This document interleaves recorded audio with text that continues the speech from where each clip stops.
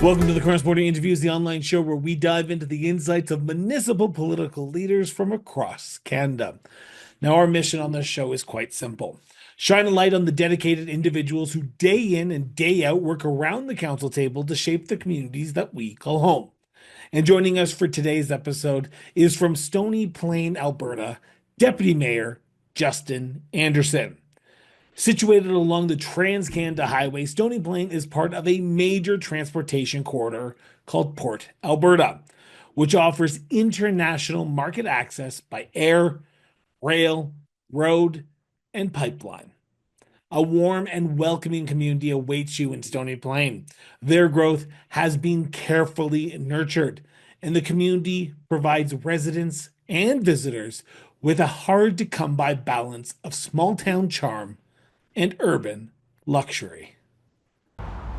From the smallest village to the largest city, across every region of the province, Alberta Municipalities represents the communities where over 85% of Albertans live. AB Munis provides a united voice for 265 of Alberta's 330 municipalities, including summer villages, towns, cities, and specialized municipalities.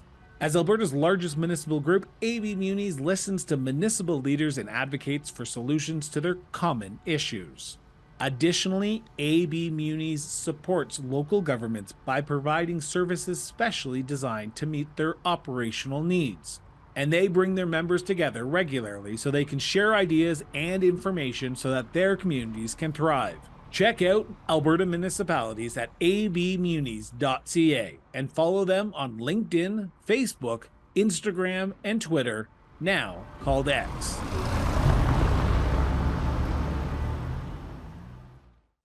Deputy Mayor Anderson, I want to thank you so much for sitting down with me and talking about yourself and talking about the town of Stony Plain. But before we talk about the town, I want to start by getting to know about the man behind the persona. And in our pre-interview, I still have a hard time with the persona. So let's try to unravel that in a psychiatry session, if you don't mind. First question I have to ask, and it's the question I've asked every single person who's ever come on this show, so you're no exception. Where did your sense of duty to serve your community come from, Justin? That's such a great question. And I think for everyone that gets into municipal service or politics, certainly there's going to be, different thoughts and beliefs and things behind my story is pretty simple, if you will. And, I was born and raised in this region. My wife and I obviously call Stony Plain home now, but through grade school, had countless opportunities to be involved in the local communities here. And, unfortunately came from a broken home, if you will. And so dad was Stony Plain, mom was Spruce Grove. And we bounced back and forth as kids between, the two houses, but really got to know the region well. And, mom was one that always sort of drove in the idea that service to community is important, whether that's faith community, whether that's a group that you're involved with, a service agency, school, or the community at large. And as a youth, had the privilege to work with the Spruce Grove Youth Council, had the privilege to sit alongside then MLA Doug Horner as a youth delegate, and had the privilege to do a little bit of travel with him and advocacy around youth issues as a high school student. And then as a 17-year-old, had a life-altering experience that really changed the direction of my life, and the idea that service to community, in the local sense, but in a larger sense as well, really hit home for me. And so ever since then, have been looking for opportunities to be involved, whether that's here locally or internationally. Did a little bit of travel and some humanitarian work.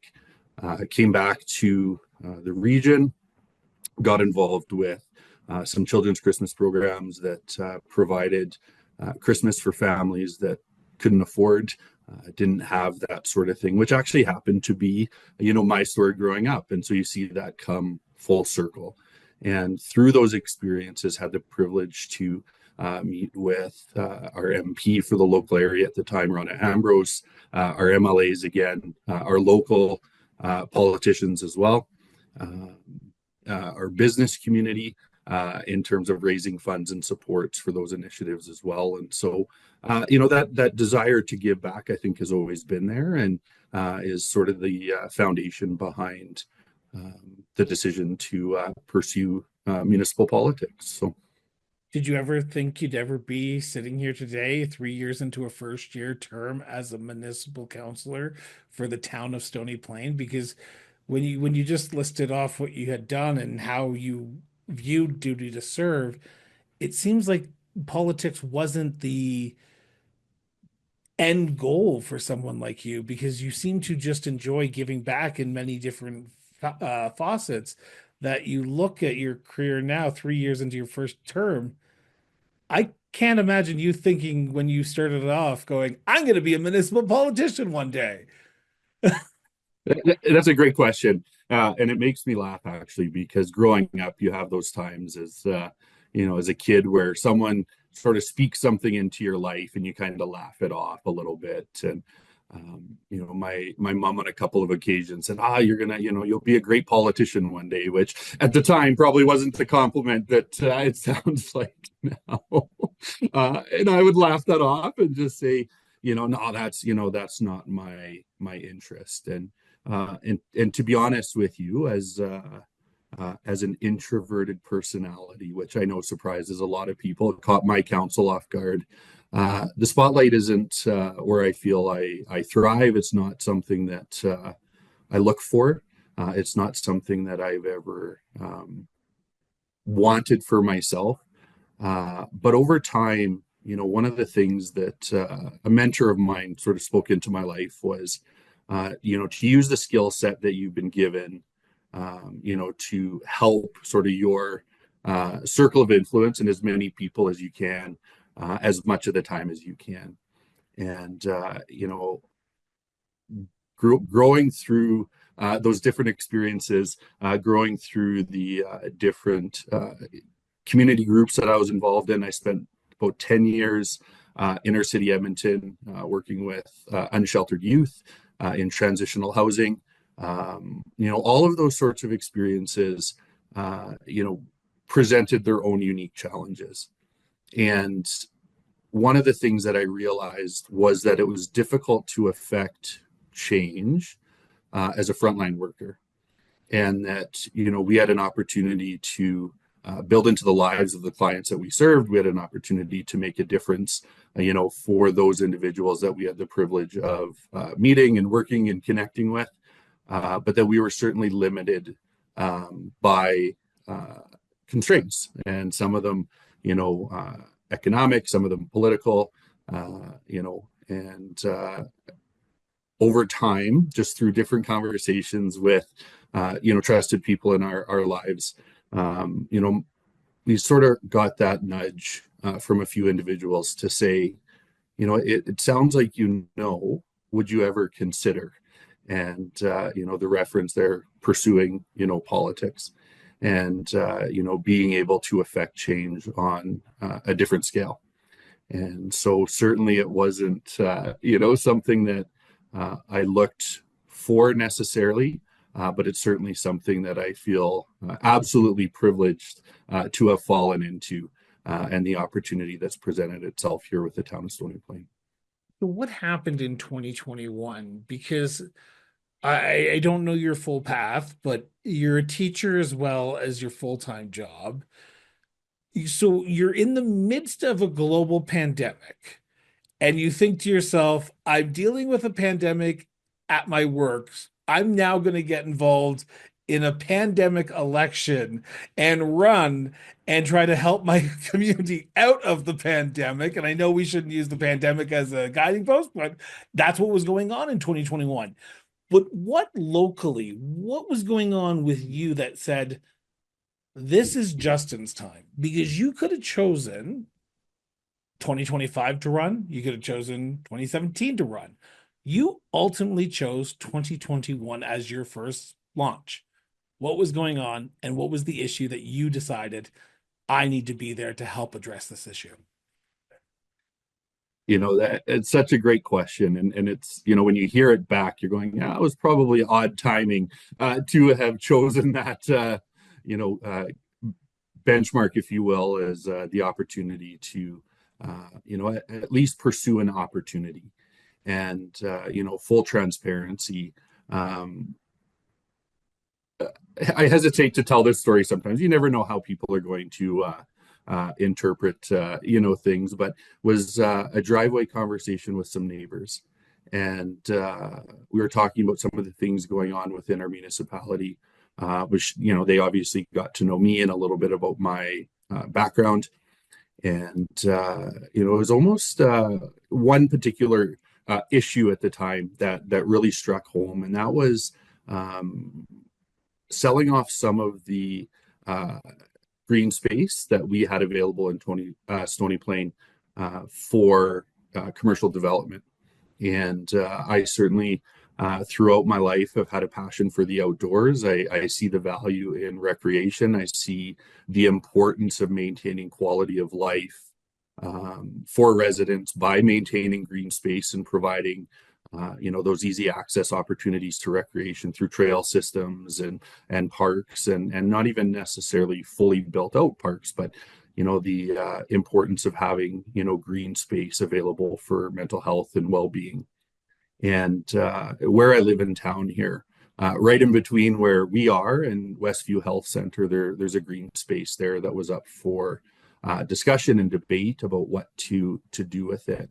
And just through that driveway conversation, I had talked about how I would love to see it preserved, and how I saw opportunity with the hospice program at our local health center for families, and how families who are going to see a loved one that are going through those end of life steps and stages together would benefit from being able to walk out a door into a green space, into nature, to some fresh air.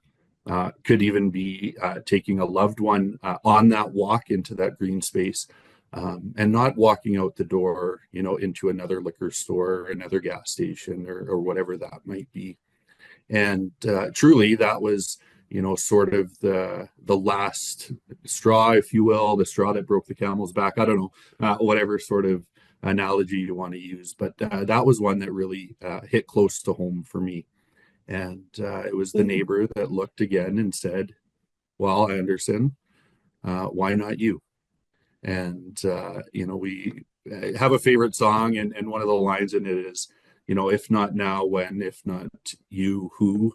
Sort of thing. And so, again, that hit pretty close to home. And so I went home, talked to my partner, and looked for her feedback. She's worked in as a civil servant for the provincial government for a number of years, and so has a pretty good feel for things, and had her blessing. And so we were a last minute entry actually into that race in that election in 2021, and we didn't have a big public presence or months of time to uh, you know pursue the opportunity, uh, but just decided to run on our values and what we believe to be true. And that was, uh, community. What does it mean to be in community and be a part of community? Um, what does that look like for us as a couple, and what does that look like, for us as a municipality? And so, sort of through that process, maybe we didn't have a really strong municipal platform, but we had this idea that community mattered, and that by working together with the residents in our local community, that we could build something that we can be proud of. And so, I just want to pick up on that for a second, because I was on your website, your campaign website, because it's still up. And I want to read something that when I read it, it basically made me think, now being 3 years into this term, do you still stand by these words? So I'm quoting you on your website. I understand that the influence of a community leader does not begin on election day, and the voices of the community should continue to have influence long after the ballot boxes are packed away. I believe one of the most powerful experiences that we can have is to be truly heard. Do you still stand by that? 100%, 100%. And I think an elected official, first and foremost, is a servant. And what I mean by that is we're here to serve the community, and it's not about me trying to exert, my personal beliefs, my personal, ideals, if you will, but looking at what decisions can we make that are going to serve our community well. And Can I challenge you on that for a second? After you please, yeah. say, after you finish up, I need to challenge you on that for a second. Yeah, no, 100%. And I'm always open to learning, especially from those that have more experience than I do. But I was just going to add this. I think if we value the people in our community, if we look to build a community that serves our residents well, and if I lead ethically, looking for those opportunities to, better those around me with transparency in my decision making and whatnot. That truly together we can build a community that we're proud of. But anyway, I'll turn it to you for your question. So to play a little devil's advocate, Yeah, please. I can imagine now being 3 years into your first term, you have come to the knowledge that 100% of the people are never going to agree with you on any certain issue. You can go outside right now and say the sky is blue, and someone will say, no, it's turquoise. Just the way that the world works in today's society. Absolutely. Yeah. How do you listen to people when they believe they're not being heard? Because that is the big complex issue that municipal politicians today are being faced with. You have to make decisions. When you are taught, people are speaking to you, when your residents come and say, Justin, I have an issue, let's talk about it. You listen to them, and then your ethics say, I need to vote against what this resident just said because I believe the best path forward is the opposite way. How do you, as a counselor, balance those two opposing forces? Because they've elected you, but they've elected your ethics. How do you Yeah. square the peg for me here, Justin? Listen, I get it and I hear you. And I think it's transparency. And what I mean by that is I have been back and forth with a resident in our community over the last couple of months here. And she has a particular issue that, I really feel for her. And she bought a property, and there were some zoning changes while she was in the middle of her purchasing that property. And just due to the timing of it, the notices that did go out were received by the former homeowner, and they didn't go to herself. And certainly there's been some challenges there for her. After hearing her, doing some of my own digging, going back, it was actually happened to be the year before I came onto council that zoning was changed, and so I had to educate myself about what happened there, and unfortunately, I had to go back to her and advocate for the decision that was made. And I think it's one thing if we hear a resident and we've already determined what our response is going to be, and I would suggest that's not leading in good faith.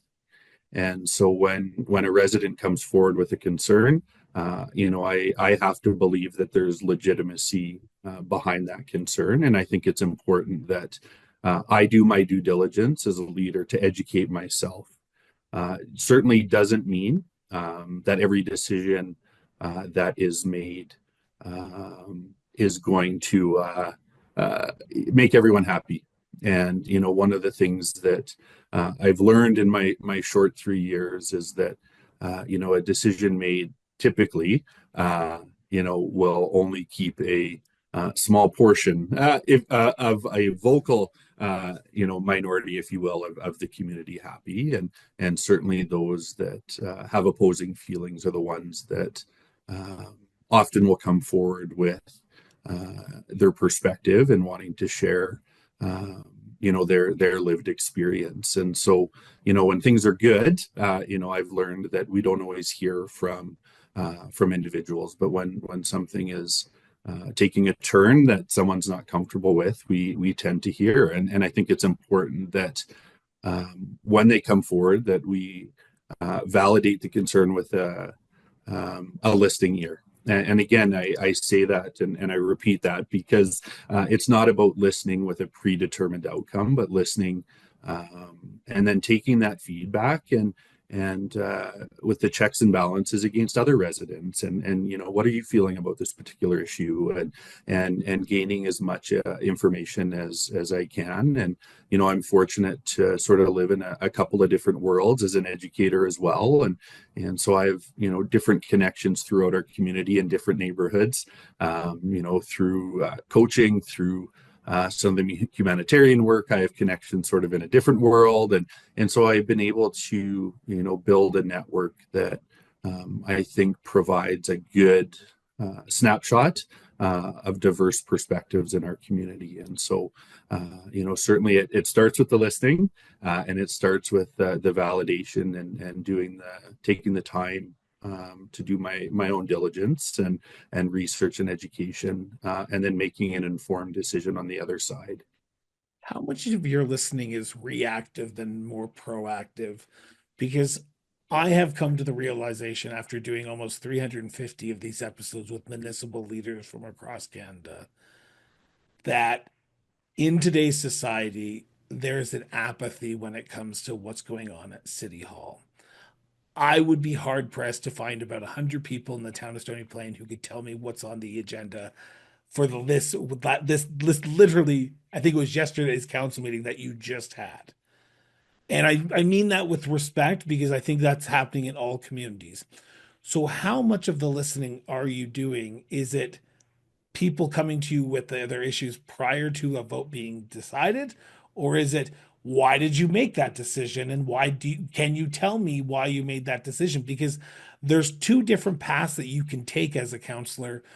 If someone comes to you proactively and says, what is this issue in front of you? Or why did you vote for that? Because that's two different listenings that you have to do. For you, do you find it being more reactive than proactive?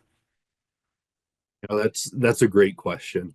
And I, certainly I would suggest. I'm just going to put this out here right now. For those who are tuning in to learn about Stony Plain, you're out of luck because I'm finding this conversation fascinating. And this is probably going to be a good 40-minute conversation just on this topic alone. So listen along, everyone.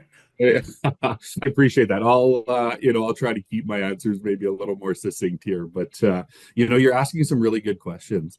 And in the first year or so, certainly through the election process, there's a lot of people wanting to be heard and wanting to share their perspectives. They see it obviously as a time, if they're looking for change in their local council, or they're looking to have a particular issue addressed or looked at. And so that first year, certainly, we're reacting to a lot of feedback that is coming forward. I didn't love it. I didn't love it. And I struggled with that because so much of our time was spent reacting that we weren't being able to really get a feel for the pulse of the community. And so one of the things that I advocated for, and I believe Mayor Troy was chatting with you a couple of months ago. I don't remember when it was filmed exactly, but I think it was shared a couple of months ago. And he talked about some of the cultural events and community events that we have here in our little town of Stony Plain, and it's a big part of who we are. And so my advocacy to council and my administration team was to provide opportunities for us as council to be actively involved, not just as a participant in those activities walking down the street, but to have a little bit of a more formal role. Whether that was a tent at a street fair that kind of says Stony Plain Council, and council members are present there to engage and to ask the questions and not even necessarily specific issues. It's not okay. Well, on our agenda next week, there's these three items. What do you think? One of the most powerful questions that we came up with. And I took it actually from an exercise I did in my classroom. It's what do we need to start doing, what do we need to stop doing, and what do we need to continue doing. And we didn't put any parameters beyond that. I put out two questions. I think I phrased it as, what do you love about our community? And what do you wish you could see in our community? And we put out a couple of stacks of sticky notes and had hundreds of responses.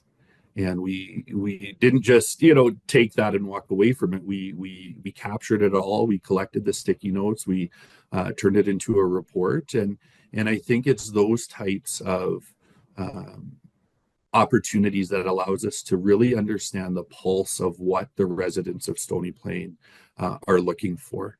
And so when it comes to making decisions, they've given us, not just a mandate through the election, but, what is it that they truly value?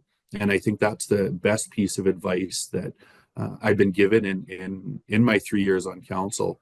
When it comes to the difficult decisions, when it comes to trying to balance industry with the desire of the residents, with the feel of the community, with the perspective of council, with the economics of the decision, and so on. That at some point it has to come back to what do I value as a municipal leader, and what does my community value? And I think when we look at it that way, even the hard decisions become clear, and we're able to see a path forward. And sometimes it's a measured approach. It's not always an all or nothing, but we're able to capture the values of our community at large. I want to cross the border, and I use that pun lightly here on the cross-border interviews, into your other job. You just mentioned it briefly Yeah. for a second, but I just want to ask one question before we do turn to the town of Stony Plain. When I talk about apathy on this show, I also talk about the misunderstanding of the jurisdictional role that the municipality plays within the government sphere compared to the province and compared to the federal government. Now, the next generation of voters are coming up. You are literally teaching them as we are speaking. You are grading their papers. As someone who is in the municipal realm, along with teaching the next generation of counselors, of mayors, do you get a sense that they are understanding that the municipality has a role to play and they know what the role is? And on the flip side of that question, when people do proactively or reactively speak to you, are they only talking about municipal issues? Because I would imagine you are hearing healthcare issues, you're hearing education, it's not just because your job, but just in general, you're hearing uh, housing issues, which is a, provincial and federal responsibility as well. You're hearing social issues. Are you getting a sense that we are teaching our youth enough about the roles that the three levels of governments play? And then on the flip side, do you get a sense that you have to teach the kids along with your residents about the roles that the municipality plays and what you can actually fix? This is why you're the interviewer. That's a stellar question, to be honest with you. And I love it. And it's actually going to sort of circle back to a little bit of what you asked earlier. But, I actually teach grade 6 social studies, and so humanities, a little bit of language arts and that sort of thing. In the province of Alberta, grade 6 social studies is government. And, we have a section on municipal government, and we have a section on provincial government, and we do sort of briefly introduce federal government, and we sort of look at the different levels of government. One of the things that I love about my role, both in the classroom and with the municipality, is the opportunity to connect. And, even though our students may not be civically minded yet, they certainly have a strong sense of empathy and an understanding of how their decisions affect others, and that's something that many of them come with. Some it takes some time to teach and to grow in that together. But I've been very fortunate to be able to teach government at the same time as living government. I think one of the funniest things for me, I teach in Spruce Grove, which is the neighboring community here, and Mayor Acker there has been great about coming out into the classroom, and our MLA has taken opportunity to meet with my students as well. Actually, our MP, That's even Searle, though that right? wasn't Searle is our MLA, Minister Sorry, the Turton. Honorable Cyril Turton, I should The say, if he Honorable listens. Minister, yes. MP Lloyd actually took some time with my class as well, and so trying to bring people into their world, um, putting faces to names, that these aren't just people that sit in an office somewhere, that these decision makers are people just like you and I, and bringing a human element back to it. I ran into a parent at a community event here of a student that I had taught in the past. And she was one that really took hold of this idea of being involved in governance.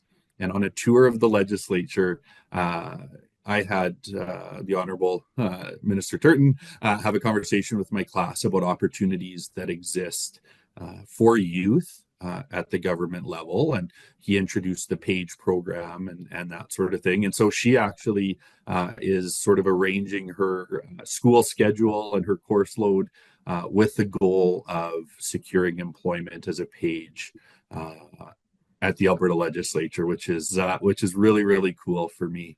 Good for Another her. one I ran it. Yeah, honestly, like set the bar high. I'm thrilled, to hear that. I've got a couple others that have put applications in with Spruce Grove to be a part of their youth councils, and so really embracing opportunity. And those opportunities exist. I may not be aware of them if I wasn't balancing the role of counselor with the town of Stony Plain while teaching. And so found some really unique synergies there, which I've really, really enjoyed. And, it's interesting. I'm still Mr. Anderson to them. I'm not counselor anything, but as soon as I introduce them to Mayor Acker or Mayor Troy, all of a sudden, I'm the rock star because I know these people who are a pretty big deal. So, certainly it, has been an enriching experience for me, and I'm hopeful that it provides a meaningful experience for my students as well because of the dual roles there. But to bring that full circle to the conversation about why municipal politics and why now, and a lot of it actually comes back to my students.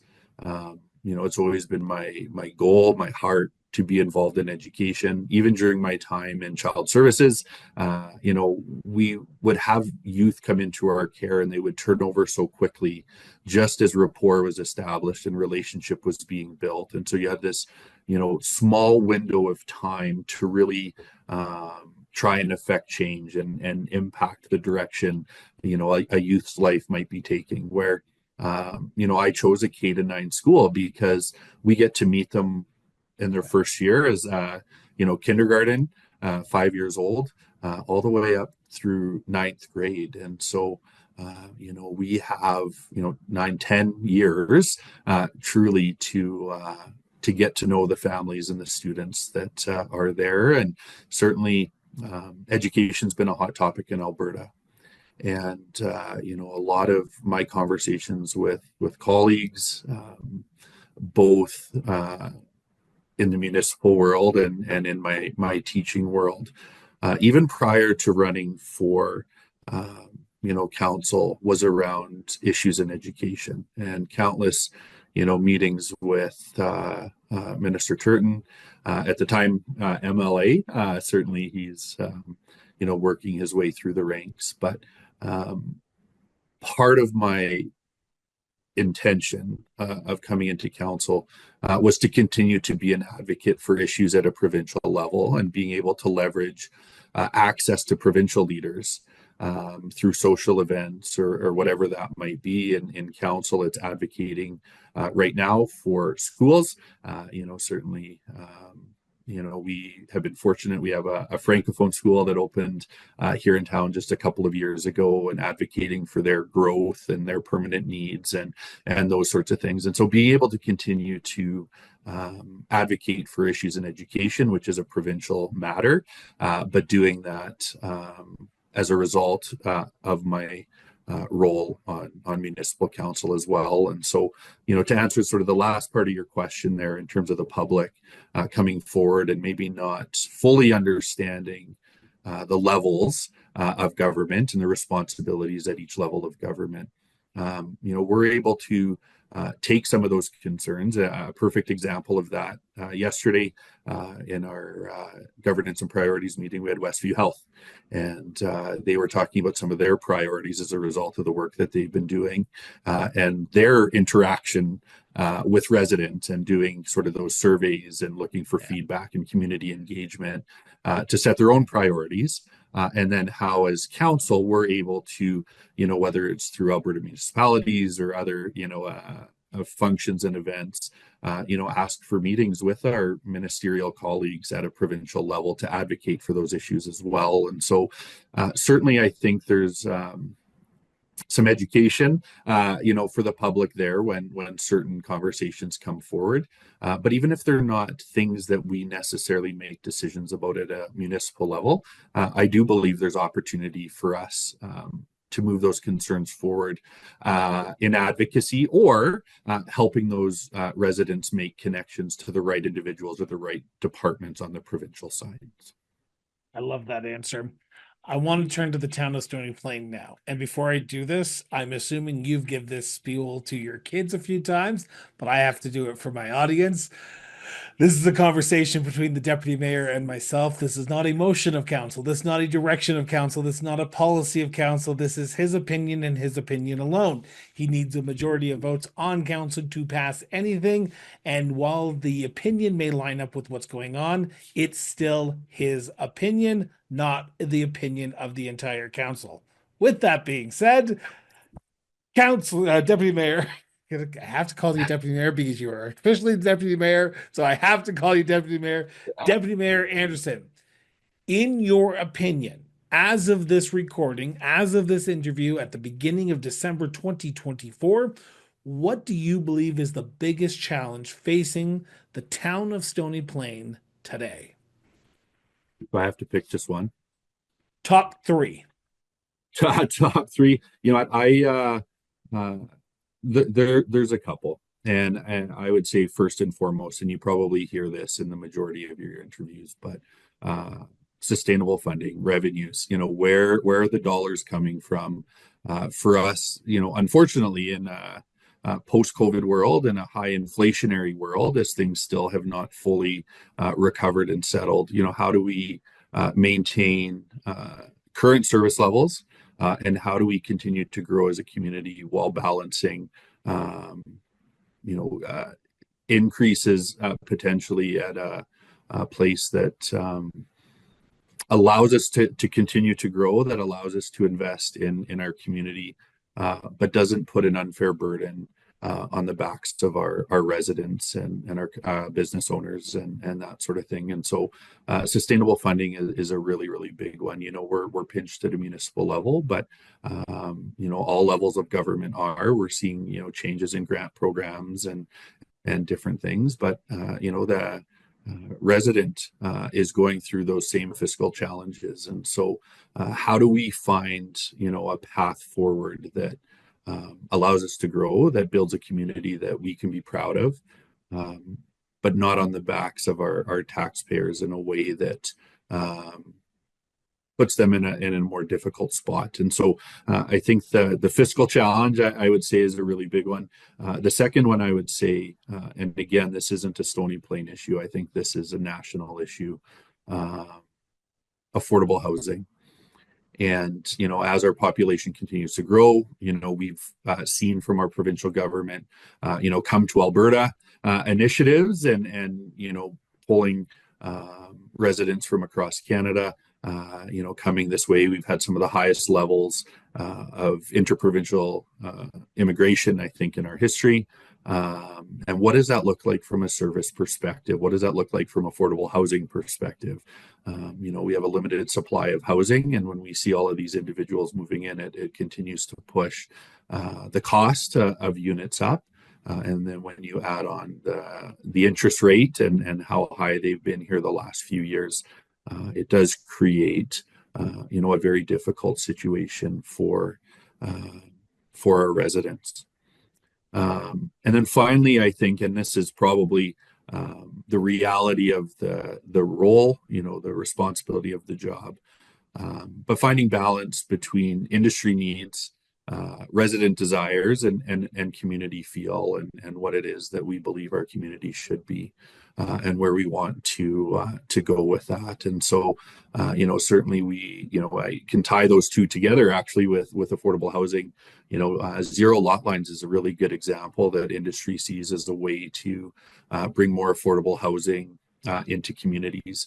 But on the flip side of that, anecdotally and experientially, whether that's in Canada or in the United States, zero lot lines haven't been met with a unanimous positive result. And so, how do we balance those needs of the resident desiring affordable housing, the push from industry to move to zero lot lines, but at the same time contemplating the challenges that may present from a public service level. And so, I think that'd be my top three.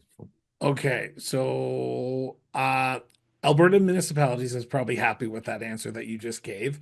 The Federation of Canadian Municipalities is probably happy with that answer that you gave about affordable fiscal funding.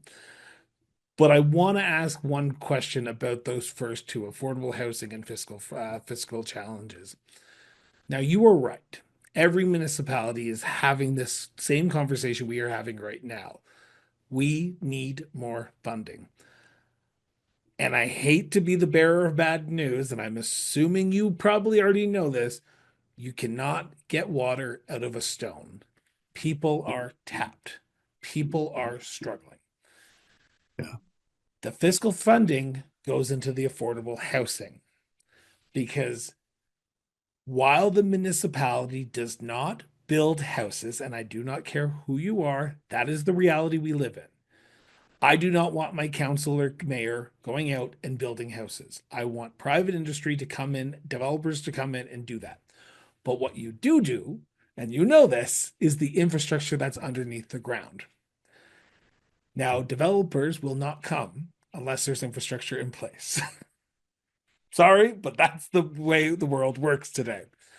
So, Yeah. how do you balance growth of your community, supplying those? And I guess it goes into that third thing as well. So, this is like a three-part question into one Frankenstein monster question I'm trying to give you. How do you balance those three opposing challenges with the reality that you currently sit in today? Very good question. We, well, I'll share some of the things that we've done, Yep. and hopefully that will, shed some light on this. We didn't go full zero lot line, so we'll use that one as an example to start. But we took a measured approach, and so if industry's looking for zero lot lines, they're going to add so many additional units. How can we balance that to bring the cost of housing down a little bit at the industry's request of zero lot lines, but without increasing density to a degree that we're uncomfortable. And the majority of housing of our housing units in Stony Plain are single detached homes. That's probably our largest, or is our largest supply. But with that, there tends to be larger yards and those sorts of things. So we looked at accessory development units, secondary suites, allowing those, throughout our different zones in our land use bylaw to increase, affordable housing supply where we can. We've looked at new developments and how do we balance low density and low, medium, and high density developments within a particular neighborhood. And so an example of that, Stony Plain recently approved, building on the work of previous councils, a recreation center, and certainly the homes, the zoning that are directly adjacent to that facility are of higher density, and their access to some uh, oh, listen, now my municipal vocabulary is going to elude me, but So I don't can I remember just all the names of our roads, but along a more of a major road than a particular corridor? resident Yeah, commuter. yeah. Yeah, yeah. And so, we've done some things that way. We were able to apply to the government of Canada and make use of the Housing Accelerator Fund. Came with Stony some Plain actually caveats. got it. We did. We did. We get, if I'm not mistaken, 75 percent. There's a few $1 million there. If we meet our housing targets over the next 3 years, they'll cap that off with the final amount of funding. With that, we've actually been able to use a portion of it. One of our initiatives was changing our trying to remember the name of it, our sort of permitting system. It's like a new electronic system that kind of oversees actually countless areas of our municipality that makes things easier for residents, more efficient for staff, processes applications in a quicker manner. And so, we're doing what we can to leverage grant funding and leverage zoning to increase our housing offering, our housing stock, without the urban sprawl necessarily. And so, certainly, as you've alluded to, when we sprawl out, there's servicing that needs to happen. And so, how can we increase our stock without relying on the sprawl, but at the same time understanding that some of that growth is going to have to be in new areas of our community, and that we do need to expand. I think the timing of our rec center was ideal. We're a population here that has a lot of opportunity for growth. I think that rec center is going to be a piece of that. We're working with the provincial government on a permanent francophone school that will be in that Old Town South neighborhood as well. And it's an area that's looking to grow. And so, we would never be able to maintain services with a stagnant population or decreasing population. And I think the town of Stony Plain, we've made some wise investments that, yes, have cost us a little bit of money, and yes, have resulted in marginal tax increase for our residents. But on the other side of that, we're seeing increased commercial developments that are going to help with the tax base, and there are different service providers and commercial organizations that are looking to come here because they see a real opportunity. And I think long term, that's going to help stabilize the funding from our tax base, at least, even if the grant funding might not be as stable as we'd like. So we're going to wrap this part up, and I'm going to go back to the original question about apathy, and I'm going to follow up with what you just said. You said the thing that most municipalities do not want to hear: stagnation. Stagnation is probably the one thing that most municipalities don't want. But I would hazard a guess that there's people in your communities who say, whoa, whoa, whoa, whoa, whoa, slow down. We are comfortable with the size that we are at. We do not need to grow. We just want to stay the great community of the town of Stony Plain like it is today. What do you say to those residents who do say, we don't want to grow? We moved here, we raised our family here because of that small town urban feel, but we still feel like we don't know everyone, but we still know everyone if we go to the grocery store.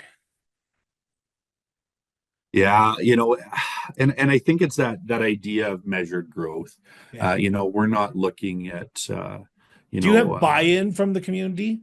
Do you have buy-in from the community where if you go out and say, we need to grow so that way your taxes can stay low, but more people will come, more investment, more business opportunities, more diversity will come, and that's great for any community that is with challenge, I should say.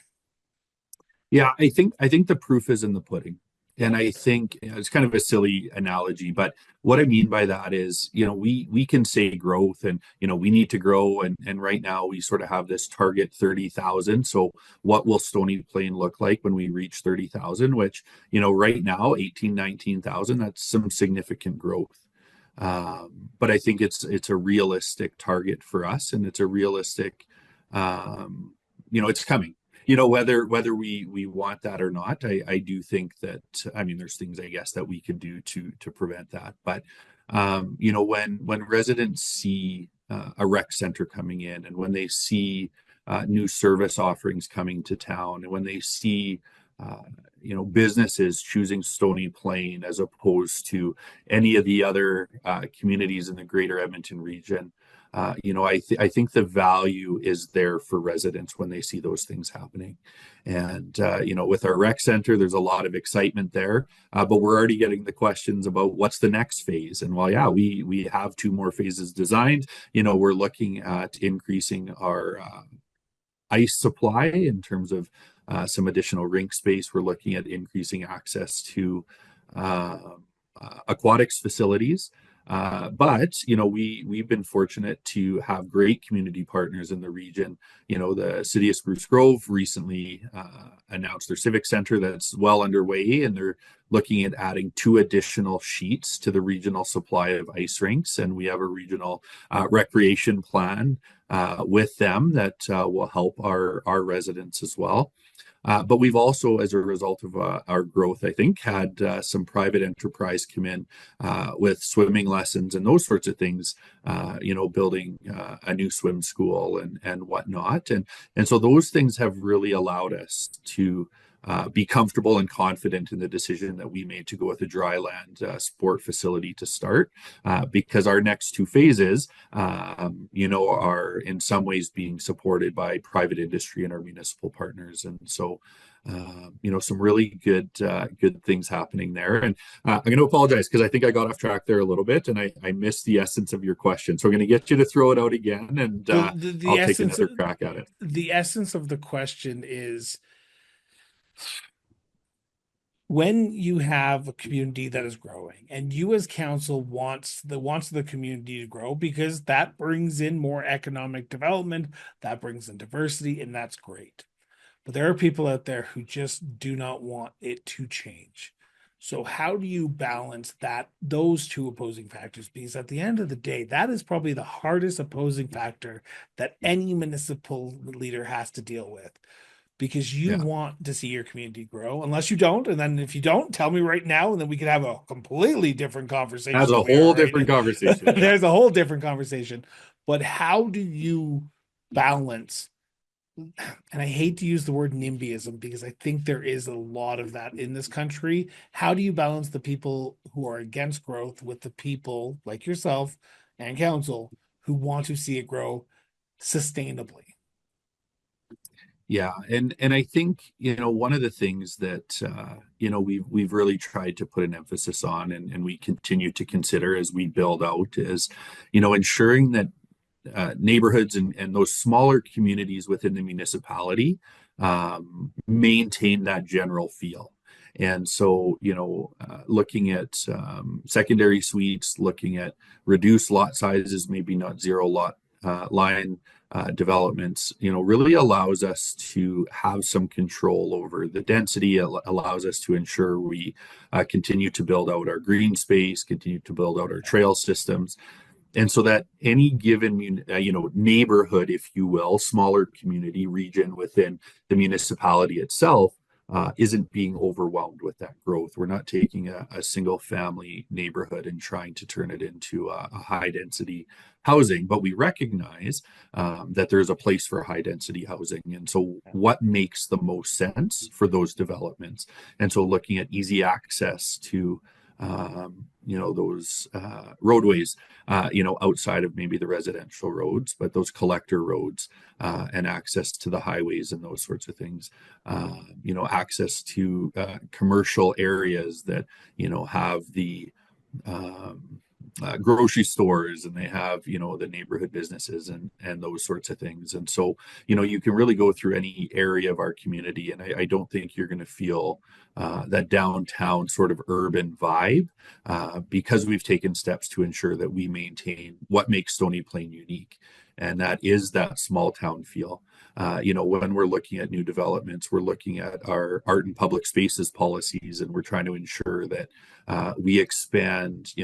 Stony Plain's known for its murals. And so, how do we capture that? How do we expand our art and public spaces to new communities that are new neighborhoods that are popping up within the community, so that they can feel like they're a part of what makes Stony Plain special?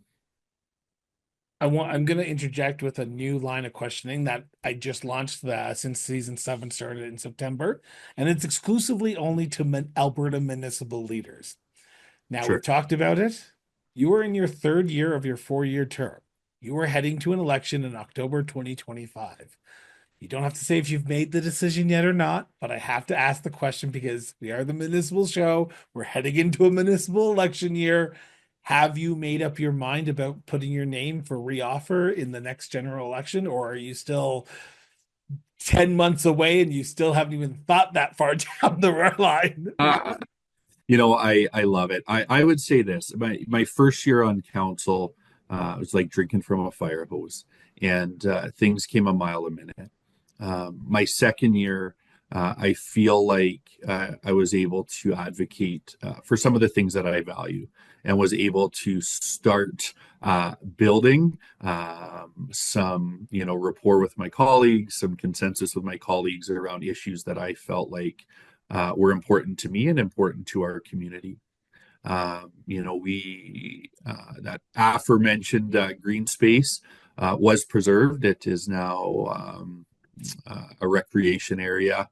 It hasn't been built out, but we've maintained the pathway systems and those sorts of things that go through that space, and that's received some really positive feedback from the community. Last year, this last year, year 3, we've really emphasized the importance of accessibility, and not just accessibility in the sense of observed disability, if you will, or visible disability, but the idea that we sort of all have some form of disability, and as we go on in life, we're going to need to have accessibility as a primary concern, right, as we age, and that sort of thing. And so, in our decision making, really making sure that we're building out a community for everyone. And so, and then finally, youth was another one we were able to find consensus as a council to build it into our strategic plan this last year. And so, I feel like I've started to make inroads on some of the issues that are important to me, and I believe are important to our residents. And I don't feel like we're there yet. I feel like having 3 years behind me now, that I'm just starting to find my footing. I'm just starting to find how I can leverage the position, how I can, let's say, this is going to sound, it's not going to come out the way that I intend, but I think the sentiment will be there. How do we use the social relationships that we've built and the access to higher levels of government to advocate for the needs of our own community? And so, we don't want to say we use people to achieve a purpose, but we certainly can utilize a position and access to decision makers at different levels to advocate in the best interest of our municipality. And those are things that I'm still learning how to leverage that influence in a way that we build relational capital, and look for opportunities that are critical. We can't get everything we ask for, and so making sure that that advocacy is where it needs to be. And so, if the election was coming up and knobs were open today, I think you would see my name on that list. But a year is a long time in politics, and there's been a lot of changes within our province. There's been some changes with our Municipal Government Act. There's been some changes, obviously, municipal funding and different things, and so certainly, time will tell. But my wife and I have had the conversation. We feel truly blessed to have served our community over the last 3 years, and we'll hope that they will have the trust in us to take another kick at the can, so to speak, and leverage the experience we've gained over the past few years. That has got to be the best answer to that simple question I have ever heard on this show. You just wanted a So yes or a no, hey? it's up to you to give the yes and no. And I was like, is he going yes? Is he going no? I don't know. Yes and no at the same time. Um, I've loved it. I've loved it. My wife has um, been a tremendous supporter. One of the things we often get asked is how do we balance full-time jobs? She's full-time, I'm full-time, with council. And without hesitation, I would say the support of my wife. And the fact that she's behind me, the fact that she sees value in another run, in another opportunity here, gives me the confidence to move forward in that. I think if she felt like it was having an adverse effect, on our relationship or my well-being or otherwise, certainly that would be a different conversation. But she's been my number one supporter, and we live in a great community with great people. And so, if their trust is there, for another term, I would cherish the opportunity to continue the work that we're doing. I want to turn to my last question before my $1 million question. And you sort of just alluded to a little bit there. The role of a counselor is not a part-time job anymore. 20 years ago, it probably was. You'd go to a few meetings a month, you'd go to a few committee meetings, but overall, it wasn't as full-time as you're seeing it today. Now, you have a full-time job on top of that as well. So your days are packed, your Monday to Fridays are packed, your evenings are packed with council meetings. Where do you go in the community to decompress? Is there a spot? And I know the answer I'm thinking you're going to give because at the beginning of this interview, you said, I'm an introvert, Chris, and I don't know why I got in this. So I can imagine it's your house. But as a tourist to communities, what is the spot in the community? And you have to choose outside your house that you can go and decompress after a long day. Wow. You nailed it. I would have said home. Home is my sanctuary. The reason I said I don't often do this at home is, we've decided we're going to leave work at the door. And when we come in the door, it's her and I. And so we do have that. Outside of, our home, I think I would really struggle to pick one. We love a cup of coffee. We have some great chain coffee shops here, but we also have some great independent small business family-owned coffee shops here. And so one of the things that I do, I read for enjoyment, I read for pleasure, and I read as an escape. And so I love nothing more than a hot cup of coffee, a comfy chair, and a good book. And Oh, there's any okay. number of Okay. I'm a book file here, so you got to tell me who you're reading right now because I'm looking for a okay. new author and I need to find out who I should be reading. So, what's your recommendation for a book then? So let's forget about the tourism. Talk to me about books because we're in the middle of winter.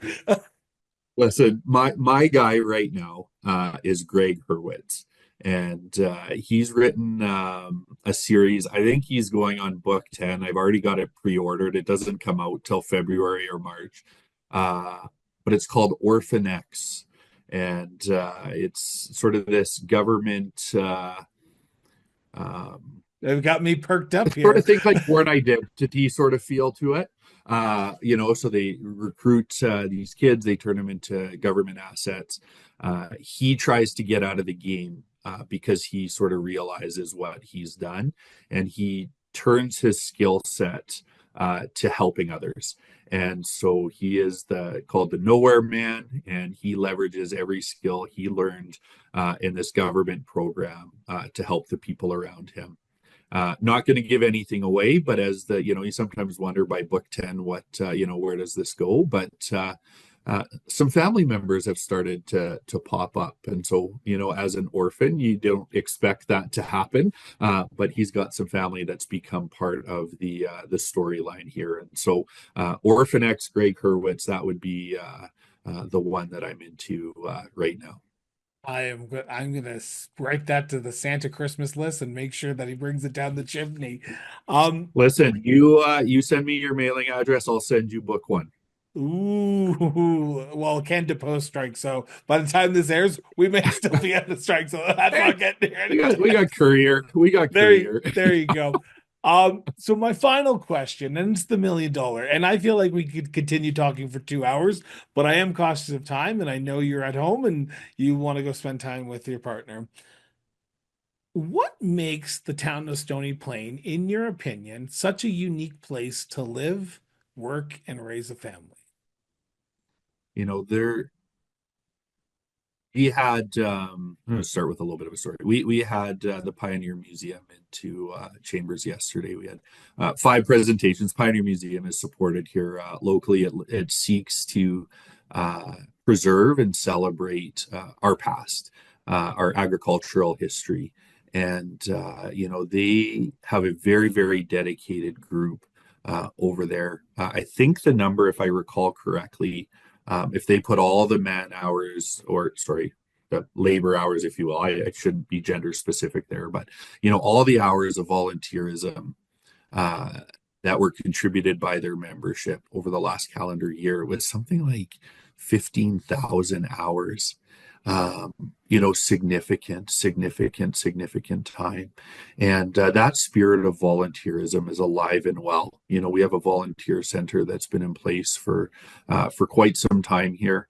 But we have a community that just loves to be involved and loves to help out. We've got a number of initiatives that have been very grassroots. We were looking at opportunities to build sort of low cost, light entry recreation. And we ended up partnered with a local family who were big disc golf uh, fans, and they put in a lot of time, energy, and effort to help us develop our first municipal disc golf course here in town. And so I think one of the things that the thing, no, I shouldn't even, not even one of the things, what makes us special is the people. We have people that genuinely care about each other. We have people that look out for each other. And that's it's Stony Plain, but it's our region as well. And right now, we've got a local entrepreneur, small business owner, who does the 12 days of Christmas every year, and they just look to community for support, and they look for ways to be involved. And yesterday, as an example, they put together 210 gift packages, I believe, for all the educational assistants in our school division here that serves our area. And that's, neighboring municipality business, but highly supported by the residents of Stony Plain. Those gift packages went to educational assistants that live and work in Stony Plain. And I think what makes us special, truly, is that spirit of volunteerism, the spirit of community that's so alive and well. We're setting records in terms of attendance at our musical events in the summer. We had record attendance this past year, and it's again a community that just truly cares. And I would say that I maybe any elected official would say that, so maybe that sounds like a bit of a cop out, but I do believe our residents here are something special, and am just absolutely privileged to have the opportunity to interact with them each and every day. Deputy Mayor, I want to thank you from the bottom of my heart. Like I said, I've done about 250 of these episodes. We're coming up to our 800th episode for this show, and I'm going to actually say this. I wasn't going to, but I'm going to say this. This has probably been one of the most eye-opening, enlightening, one-on-one conversations that I've ever had on this show. And you talk about the genuine authenticity of your residents. I genuinely believe you are in it for the right reasons to better your community as a municipal official. And while you are still hedging your bets and trying to figure out if you're going to run, I hope I'm not spoiling anything. I hope you do, because I think Stony Plain is truly better served with you around that council table. So, from the bottom of my heart, thank you so much for sitting down, taking an hour out of your time and doing this interview. But thank you for serving. I don't think municipal leaders hear that enough. And I truly thank you for stepping up and putting your name on that ballot and doing what you've done for the last 3 and almost half years now. So thank you so much. That means the world to me. We have taken an approach in our municipality of extending gratitude. And we try to end every council meeting extending gratitude, and that's really sort of taken hold. And that extends to my colleagues on council, that extends to administration, that extends to our residents, our business owners, but people like yourself as well that truly believe in the municipal government framework and the importance of municipal leaders being engaged and being transparent. And so, for me, it was just an absolute honor to have the opportunity to meet you in Red Deer, and then to have a follow-up conversation this evening. And you've challenged me with some of your questions on my perspectives, and I've got things to take away.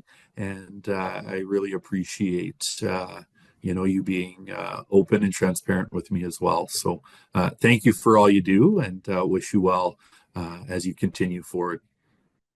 Thank you so much for tuning in for another episode of Cross Border Interviews. Now, we are 2 episodes away from our final episode of 2024. We will be back next week, Tuesday and Thursday, with our last 2 episodes of 2024 here on the Cross Border Interviews. So, if you haven't already, be sure to hit that subscribe button and stay up to date with all of our latest episodes. And you can go back and listen and watch all past episodes, heading back to our 500th episode when we launch this crazy journey into the municipal realm. So until next time, stay informed, stay engaged, and we'll be back Tuesday with episode 799 of the Cross Border Interviews. Till then, everyone.